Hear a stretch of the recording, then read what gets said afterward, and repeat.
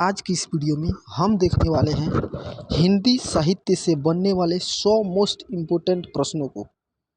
चलिए ज़्यादा विलम्ब न करते हुए वीडियो को शुरू करते हैं। जैसे कि आपका पहला प्रश्न है कि हिंदी को भारतीय संविधान में कहा गया है, तो हिंदी को भारतीय संविधान में क्या कहा गया है?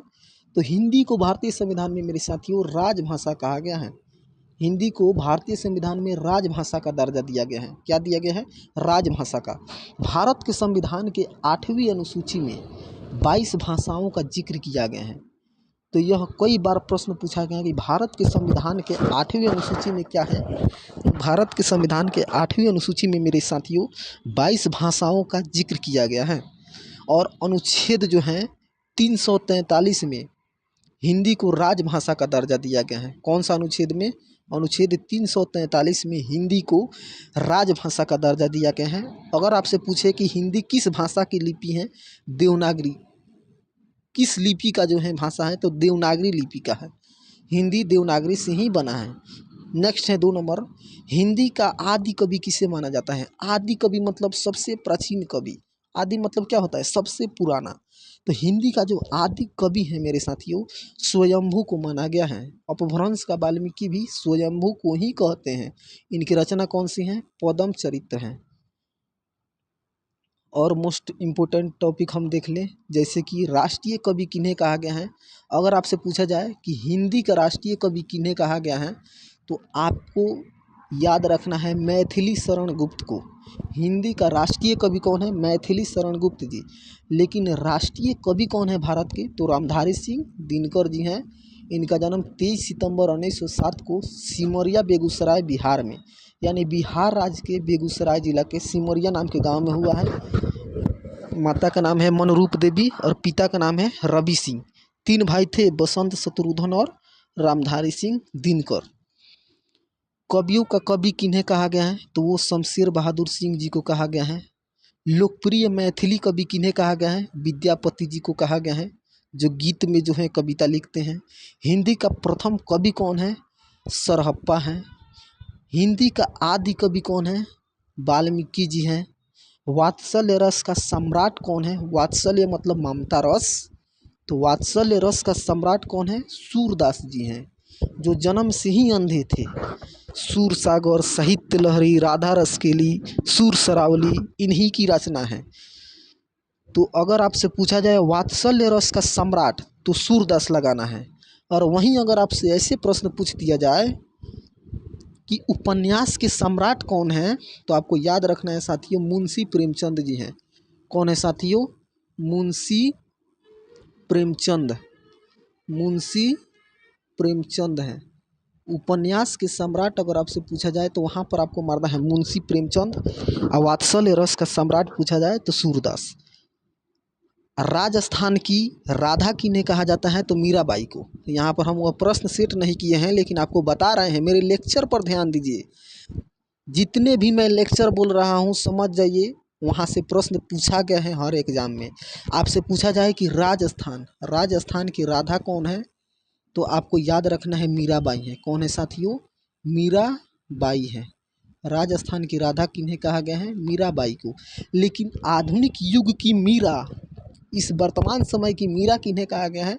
महादेवी वर्मा को कहा गया है, जो सुभद्रा कुमारी चौहान की सहेली है। ठीक है। आवारा मसीहा किन्हें कहा गया है? शरद चंद्र जी को कहा गया है। नेक्स्ट है 3 नंबर, हिंदी का प्रथम उपन्यास कौन सा है? तो हिंदी का प्रथम उपन्यास जो है परीक्षा गुरु है। लिखे कौन है? लाला श्रीनिवास दास जी, तमिलनाडु। ठीक है। कौन लिखे हैं? लाला श्रीनिवास दास जी। नेक्स्ट है 4 नंबर, हिंदी का प्रथम एकांकी कौन सा है? तो हिंदी का प्रथम एकांकी एक घूंट है। लिखे कौन है? जयशंकर प्रसाद जी लिखे हैं। इनको प्रसाद जी भी बोलते हैं। प्रलय की छाया के कवि किन्हें बोलते हैं? जयशंकर प्रसाद जी को ही कहते हैं। और एक प्रश्न जो कई बार जो है कॉम्पिटिटिव एग्जाम में पूछा गया है, कौन से ऐसे कवि हैं जो अपनी अधिकतर कविता संवाद शैली में लिखे हैं? किस शैली में लिखे हैं साथियों? संवाद शैली, यानी बातचीत की शैली में, जहाँ पर दो पक्ष, दो आदमी मिलकर बातचीत कर रहे हैं। तो आपको याद रखना है जयशंकर प्रसाद जी की ही यह रचना है, जो ज़्यादातर संवाद शैली में लिखा गया है। नेक्स्ट है 5 नंबर, हिंदी का प्रथम पत्र कौन सा है? तो हिंदी का जो प्रथम पत्र है उदंड मार्तंड है, जुगुल किशोर शुक्ला ने इन्हें लिखे हैं। ऐसे ही नेक्स्ट है, हिंदी की प्रथम पत्रिका कौन सा है? तो संवाद कौमुदी है। संवाद कौमुदी जो है हिंदी की प्रथम पत्रिका है।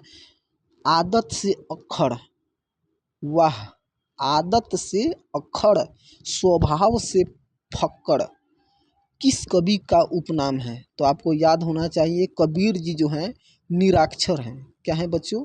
क्या है साथियों? कबीर जी जो है निराक्षर माने जाते हैं। आदत से अक्खड़ और स्वभाव से फक्कड़ किस कवि का जो है उपनाम है? तो आपको याद रखना है कबीर जी की बीजक इन्हीं की रचना है, जो साखी शबद रामायणी। कई बार परीक्षा पूछा गया है कि बीजक के 3 भाग कौन कौन से हैं? तो साखी शबद रामायणी। बीजक में किनका उपदेश है? कबीर जी का उपदेश है। नेक्स्ट, आधुनिक युग की मीरा किन्हें कहा गया है? तो हम आपको अभी बताए राजस्थान की राधा किन्हें कहा गया है? मीराबाई को। लेकिन आधुनिक युग की मीरा किन्हें कहा गया है? महादेवी वर्मा को। इनकी रचना कौन से हैं? प्रथम रचना निहार। निहार किनकी रचना है पूछा गया परीक्षा में? महादेवी वर्मा की है। 9 नंबर, आधुनिक युग के चरण कौन है? तो आधुनिक युग के चरण जो हैं रामधारी सिंह दिनकर हैं। यह बात आपको भूलना नहीं है कि दिनकर जी जो हैं ऐसे कवि हैं जो रचना लिख करके लोगों में ऐसा भाव उत्पन्न कराए कि लोगों में जो है आज़ादी का होड़ मच गया। सदियों सी बुझी राख में धुआं सुगबुगा उठी हैं, इन्हीं की रचना है जनतंत्र का जन्म। ज्ञानपीठ पुरस्कार इनको मिला था उर्वशी रचना पर, जो 1972 में लिखे हैं। लेकिन संस्कृति के 4 अध्याय पर इनको जो है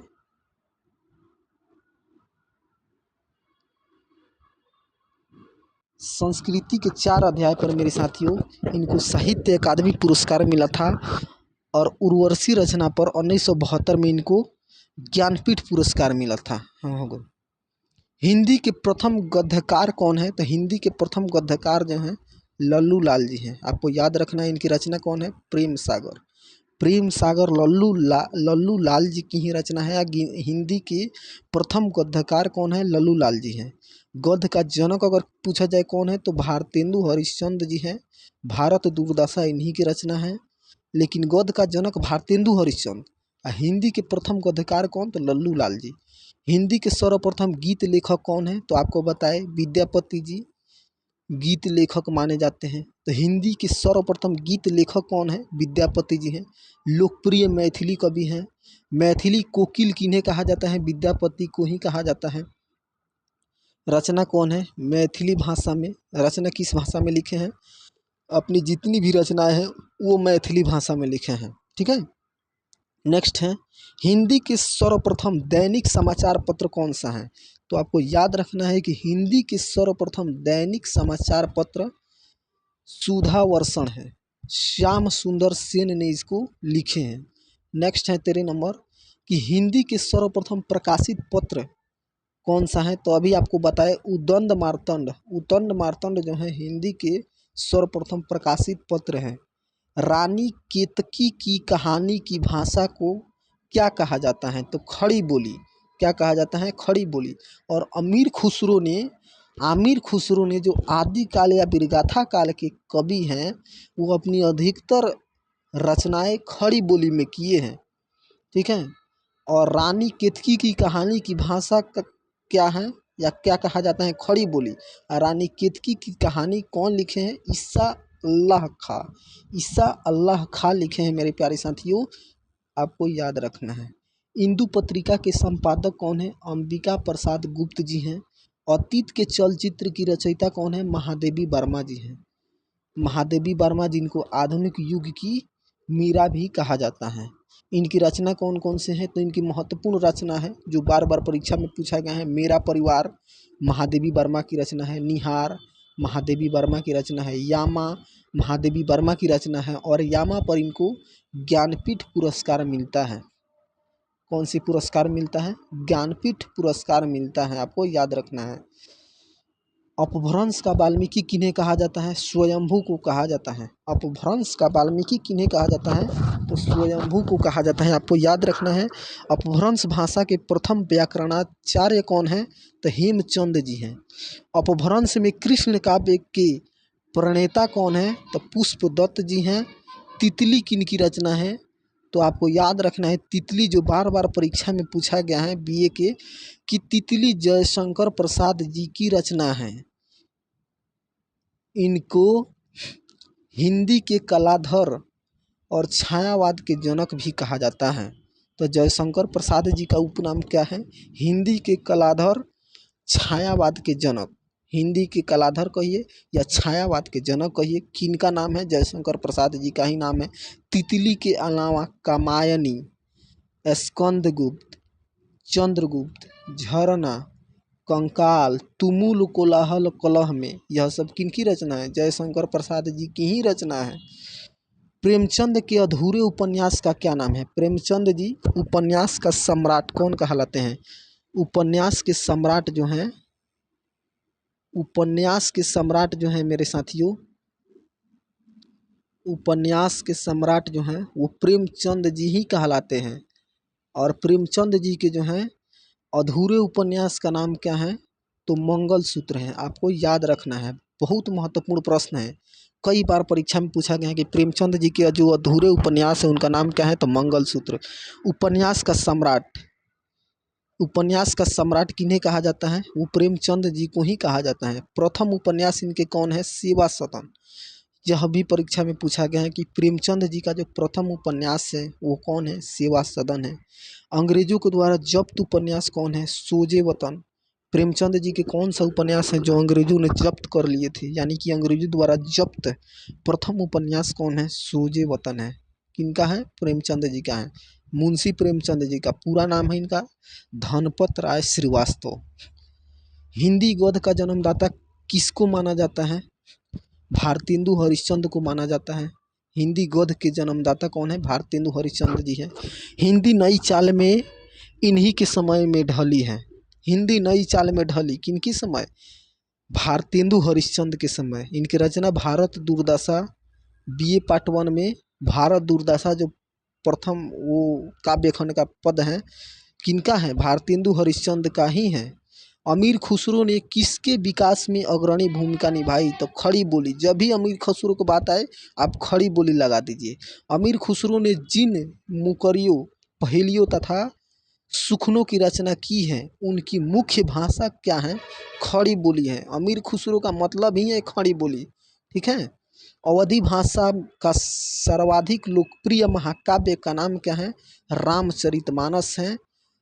अवधी भाषा में लिखा गया है। लेखक तुलसीदास जी हैं। इसमें 7 कांड है।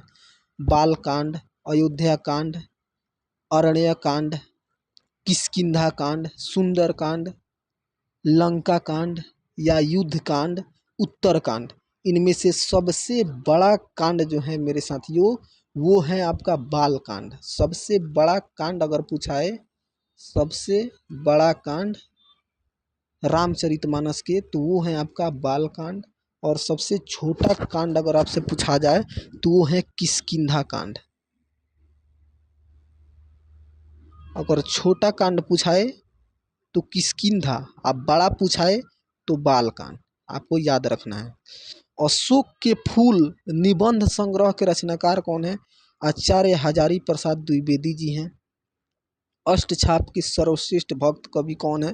तो अष्टछाप के सर्वश्रेष्ठ भक्त कवि जो हैं सूरदास जी ही माने जाते हैं। इनकी रचनाएं कौन कौन से? सूरसागर, साहित्य लहरी, राधा रसकेली, सूर सरावली, इन्हीं की रचना है। साकेत के रचनाकार कौन है? मैथिली शरण गुप्त हैं। साकेत के रचनाकार कौन है मेरे प्यारे साथियों? वो मैथिली शरण गुप्त जी हैं। अगर हम आपको बता दें कि हिंदी का राष्ट्रीय कवि किनका, हिंदी का राष्ट्रीय कवि किन्हें कहा जाता है साथियों? अगर हम आपसे पूछें कि हिंदी का राष्ट्रीय कवि किन्हें कहा जाता है, हिंदी का राष्ट्रीय कवि अगर पूछा जाए आपसे कि किनको कहा जाता है तो आपको याद रखना है मैथिली शरण गुप्त जी को कहा जाता है। भारत का राष्ट्रीय कवि रामधारी सिंह दिनकर जी को। तो हिंदी के राष्ट्र कवि कौन है? मैथिली शरण गुप्त जी हैं। इनके रचनाएं कौन कौन से हैं? यशोधरा, भारत भारती, पंचवटी, हम कौन थे, कह मुक्ति भला किस लिए, तुझे मैं पाऊं, बीए पार्ट 1 में है। इन्हीं की सब रचना है। आंसू काव्य के रचयिता कौन है? तो आंसू काव्य के रचयिता जो हैं जयशंकर प्रसाद जी हैं। इनका भी एक अधूरा उपन्यास है जो इरावती है। क्या है? इरावती है। आधुनिक काल में लिखा गया खड़ी बोली का प्रथम महाकाव्य कौन सा है? तो आपको याद रखना है प्रिय प्रवास है, जिसके लेखक अयोध्या सिंह उपाध्याय या इनको हरिऔध जी भी बोला जाता है। तो अयोध्या सिंह उपाध्याय का और नाम क्या है? हरिऔध। रचनाएं कौन कौन से हैं? माता यशोदा, फूल और कांटा, सब किनकी रचना है? अयोध्या सिंह उपाध्याय हरिऔध की ही रचना है। और यह बीए पार्ट 1 में आपसे पूछा जाएगा। कबीर दास के उपदेशों का सबसे महत्वपूर्ण संकलन है किसमें? बीजक में। अब बीजक कितने भागों में बटा है? 3 भागों में, साखी, शबद और रामायणी। आत्मजयी के रचयिता कौन है? तो आत्मजयी के रचयिता कुंवर नारायण जी हैं। आत्मजयी के रचयिता कौन है साथियों? कुंवर नारायण जी हैं। आत्मनिर्भरता निबंध के जो है रचनाकार कौन है? तो आपको याद रखना है बालकृष्ण भट्ट जी हैं। आत्मनिर्भरता निबंध के रचनाकार हैं।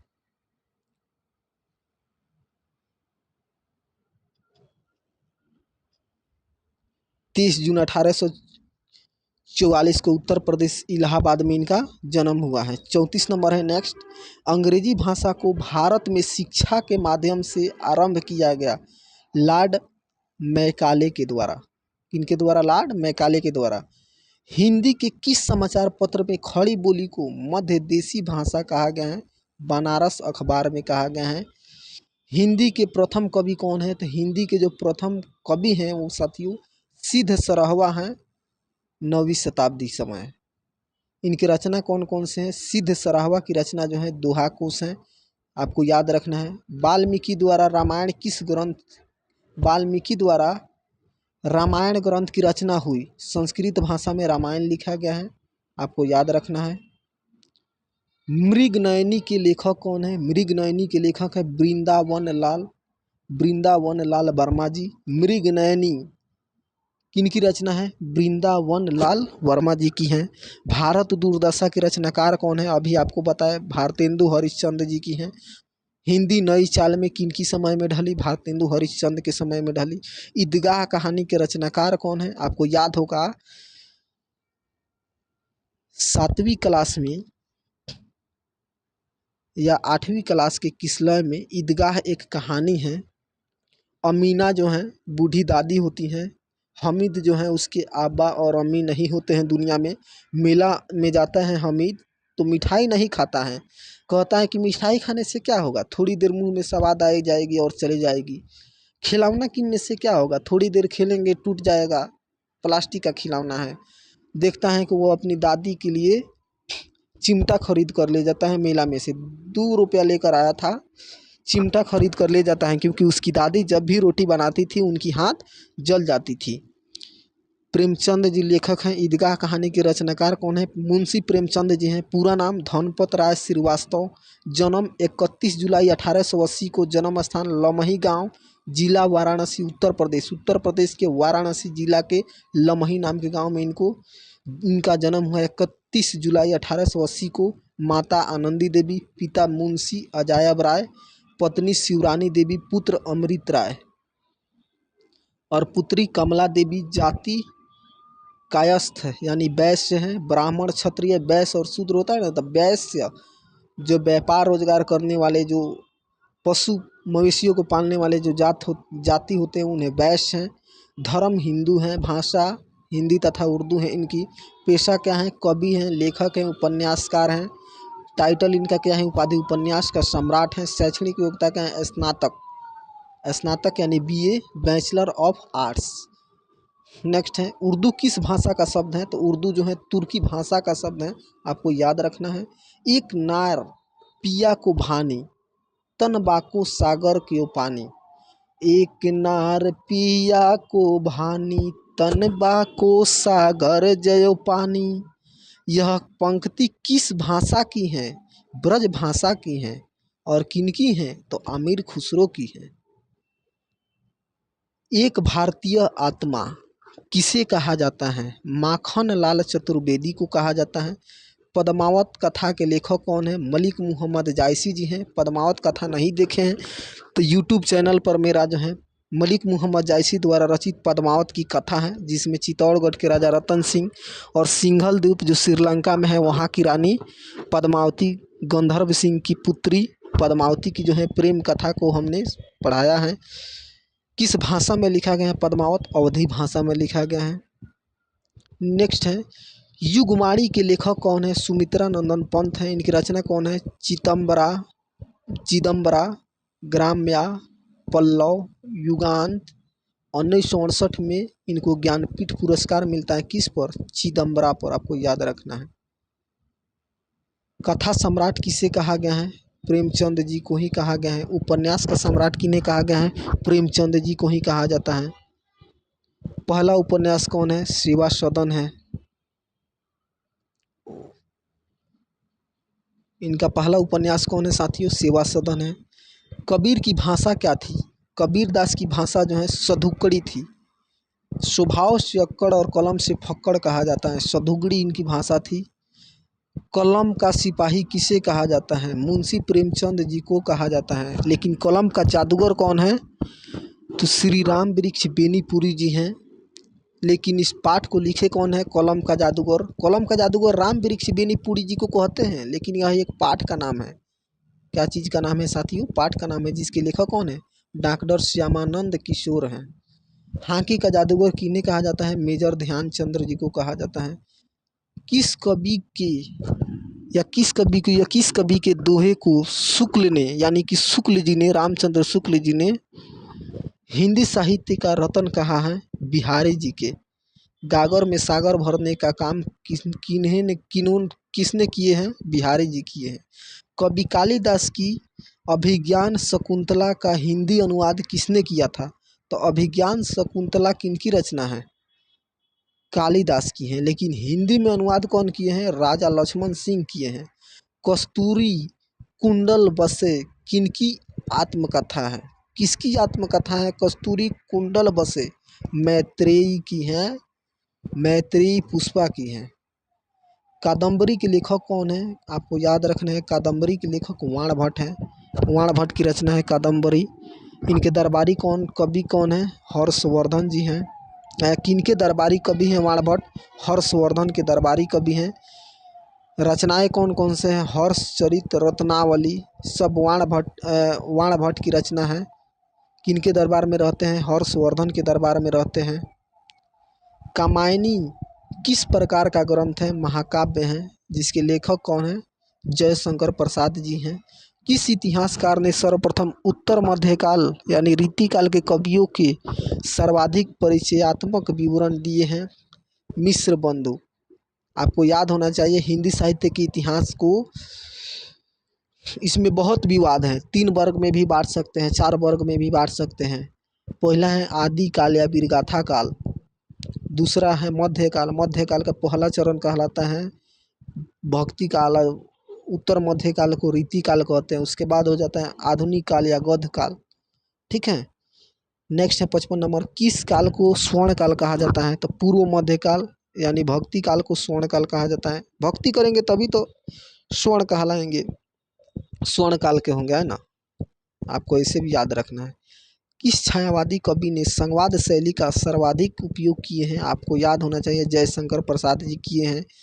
सूरसागर के रचयिता कौन है? सूरदास जी हैं। सूरसागर, साहित्य लहरी, राधा रसकेली, सूर सरावली, सब सूरदास की रचना है। रामधारी सिंह दिनकर जी किस रस के कवि माने जाते हैं? वीर रस के कवि माने जाते हैं। आपको याद होगा उनकी एक रसीम रथी रचना है।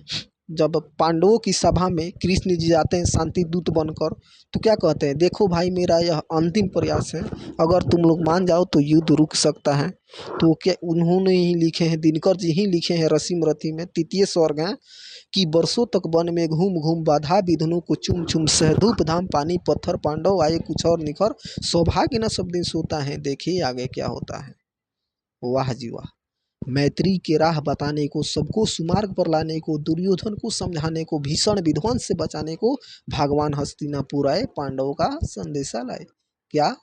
तो न्याय यदि तो आधा दो, तो न्याय यदि तो आधा दो, अगर इसमें भी कोई बाधा हो तो दे दो केवल 5 ग्राम, रखो धरती अपनी तमाम, उसी में खुशी से खाएंगे, जन पर हंसी न उठाएंगे। पर दुर्योधन वह भी दे न सका, दुर्योधन वह भी दे न सका, आशीष समाज की ले न सका, उल्टे हरि को चला बांधने, जो था असाध्य साधने चला।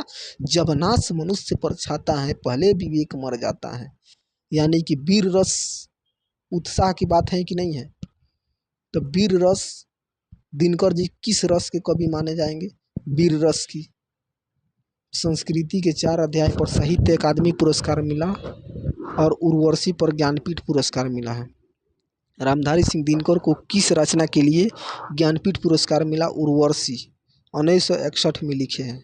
किस पुस्तक को 15 भारतीय भाषाओं और 40 विदेशी भाषाओं में अनुवाद किया जा चुका है? पंचतंत्र, जिसके लेखक कौन है? विष्णु शर्मा जी हैं। तो पंचतंत्र के रचनाकार कौन है? विष्णु शर्मा। या पंचतंत्र के लेखक कौन है? विष्णु शर्मा। कई बार परीक्षा में पूछा गया इंटर में। सतसई के रचनाकार कौन है? बिहारी जी हैं। गागर में सागर भरने का श्रेय किनको जाता है? यानी कि गागर में सागर भरने का काम कौन किए हैं? बिहारी जी किए हैं। सतसई किनकी रचना है? बिहारी जी की है। निशा मंत्रण के रचनाकार कौन है? हरिवंश राय बच्चन।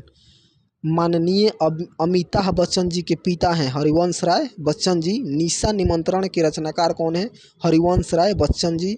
इनकी और रचनाएं हैं जैसे मधुशाला, मधुवाला, हरिवंश राय बच्चन जी की ही रचना है।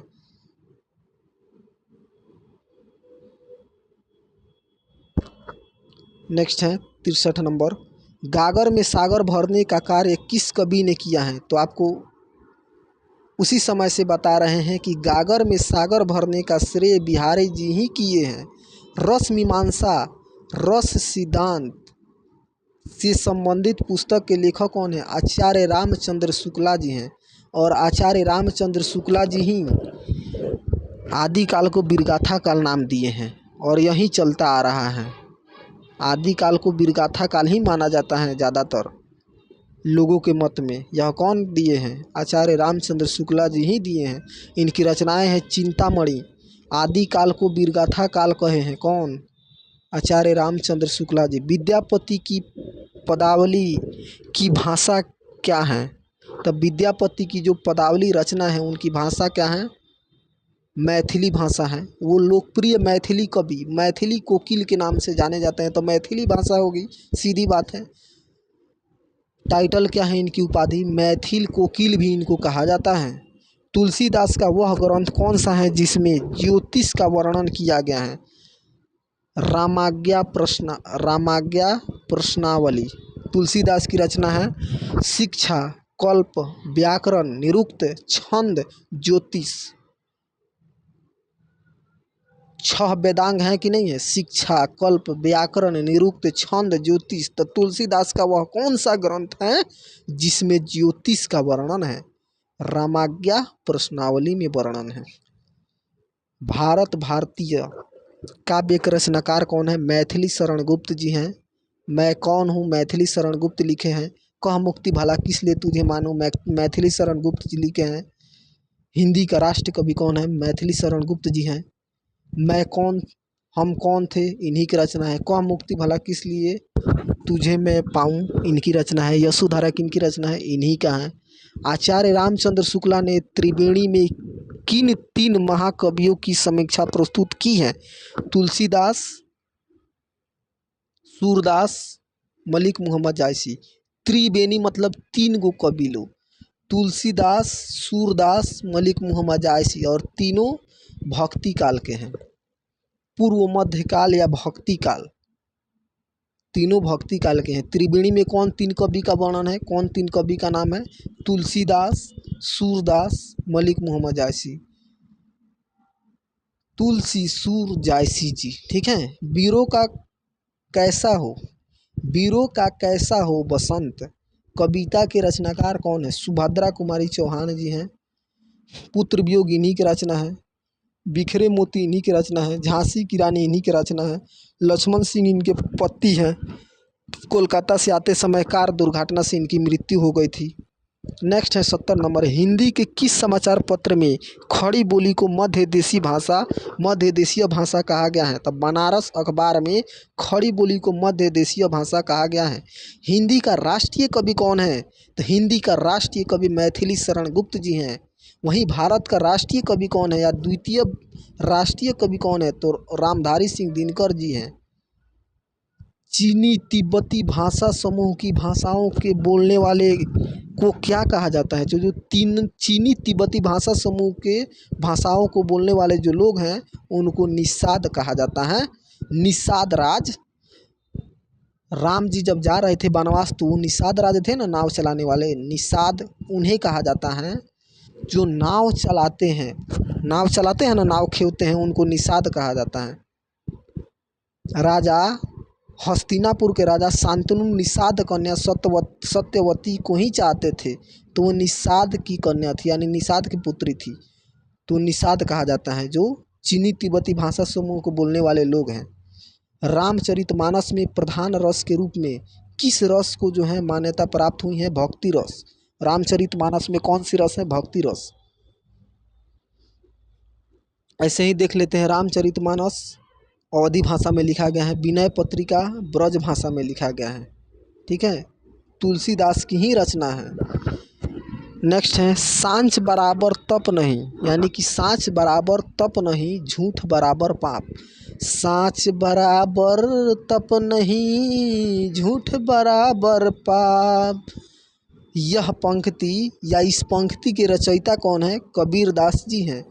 कहे हैं कि चिड़िया चोंच भर ले गई, चिड़िया चोंच भर ले गई, घाटा न समुंदर का नीर, आ दान करे अन नाही घटे, कह गए दास कबीर रे भैया, कह गए दास कबीर।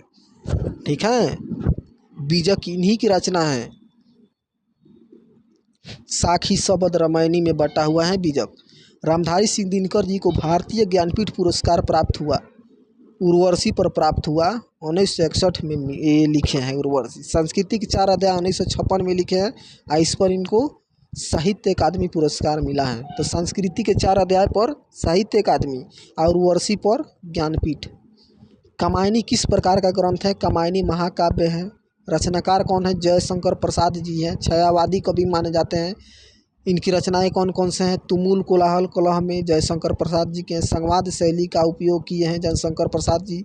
मनु और श्रद्धा का जो है इसमें संवाद हुआ है तुमुल कोलाहल कलह में। मैं हृदय के बात रे मन, पढ़े हैं ना इंटर में, 12वीं क्लास में है। तुमुल कोलाहल कलह में जयशंकर प्रसाद जी की है। मनु और श्रद्धा का संवाद शैली इसमें हुआ है। नेक्स्ट है, पल्लव के रचयिता कौन है? तो पल्लव के रचयिता मेरे साथियों सुमित्रा नंदन पंत जी हैं। इनका एक और रचनाएं हैं जो महत्वपूर्ण है। कौन कौन है? एक तारा ताज, सुमित्रा नंदन पंत जी का ही रचना है। हिंदी साहित्य के इतिहास के सर्वप्रथम लेखक का नाम क्या है? तो हिंदी साहित्य के इतिहास के जो सर्वप्रथम लेखक हैं तो उन लेखक का नाम क्या है? गरसा दत्तासी हिंदी साहित्य के सर्वप्रथम लेखक हैं। पृथ्वीराज रासो किस कवि की जो है रचनाएं हैं? चंदबर दाई की रचनाएं हैं। यह किस काल के कवि हैं? आदिकाल या वीरगाथा काल, आपको याद रखना है। आदिकाल या वीरगाथा काल। वीरगाथा काल के कवि हैं कौन? चंदबर दाई।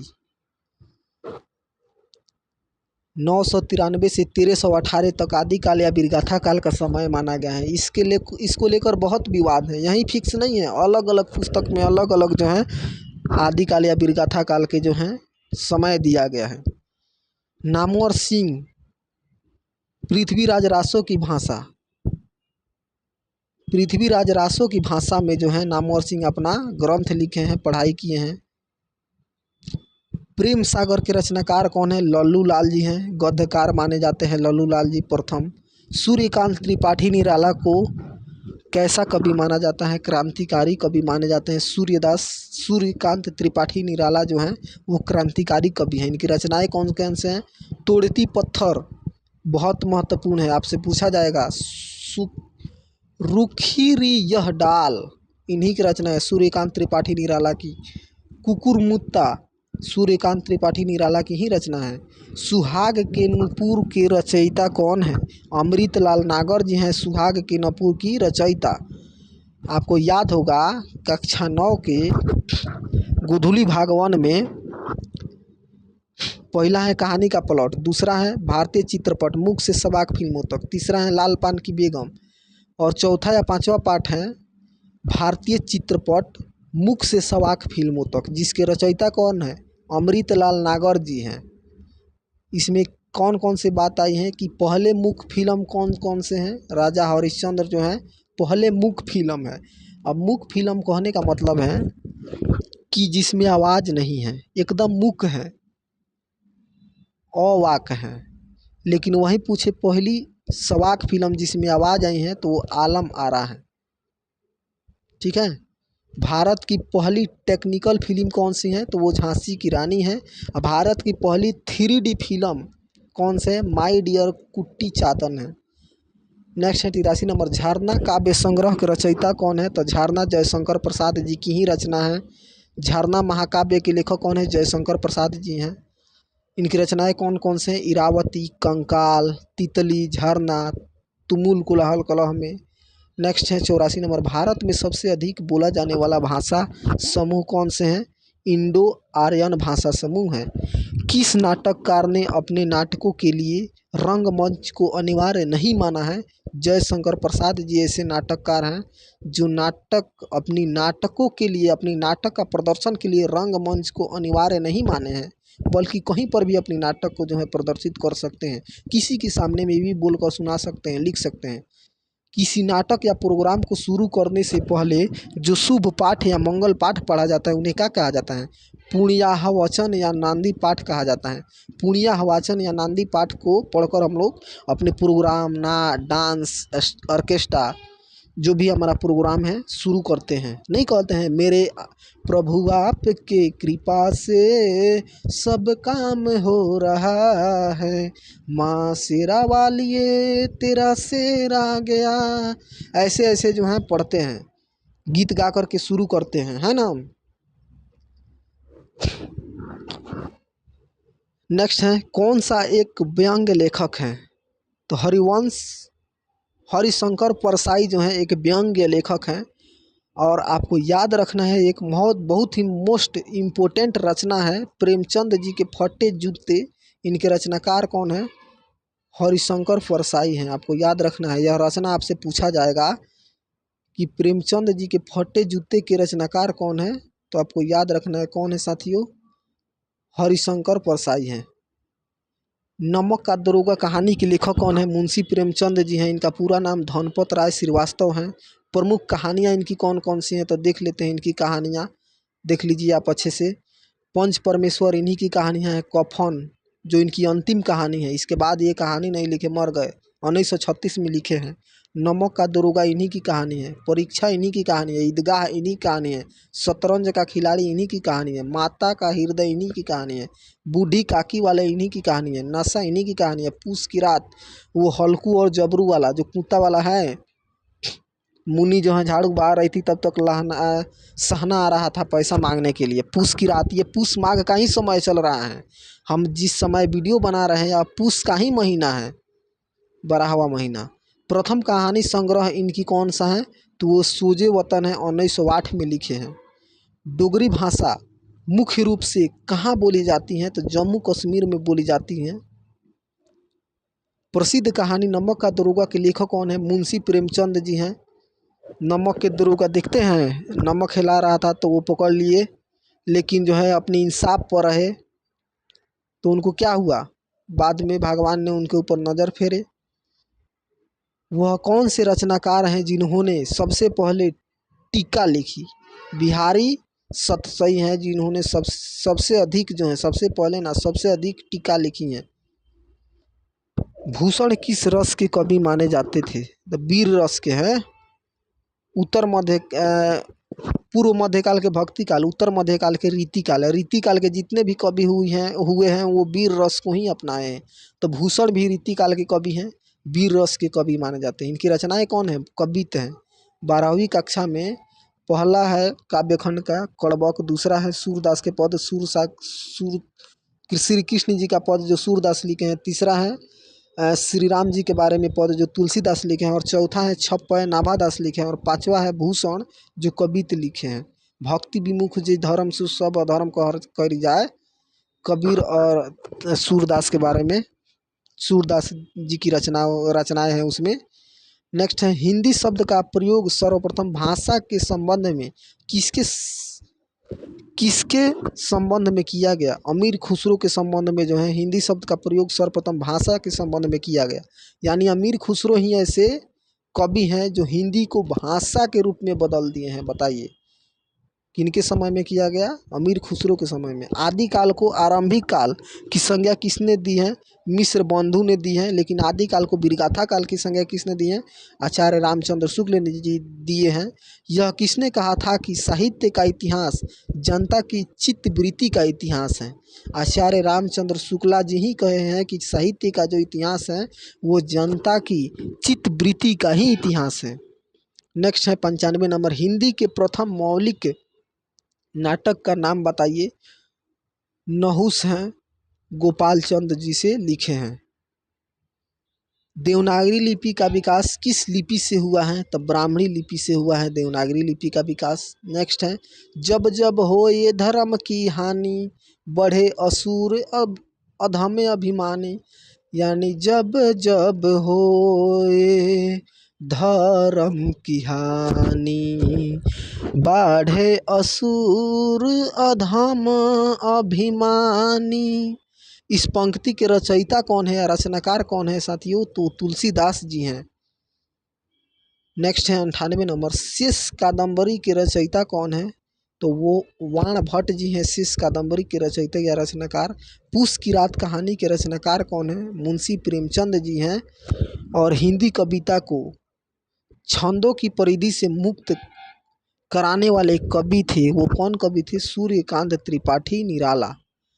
यकीन करता हूँ कि अगर आप इस वीडियो को धरा करके यानी कि चालू करके ईयरफोन लगा के या ब्लूटूथ लगा के आप किसी भी तरह के काम करते हैं तो आपको बार बार सुनने से यह वीडियो जो है याद हो जाएगा। 1 से 2 बार सुनिए, यह पूरी जो है अध्याय जो हमने पढ़ाया हिंदी साहित्य के 100 प्रश्न आपको याद हो जाएगा।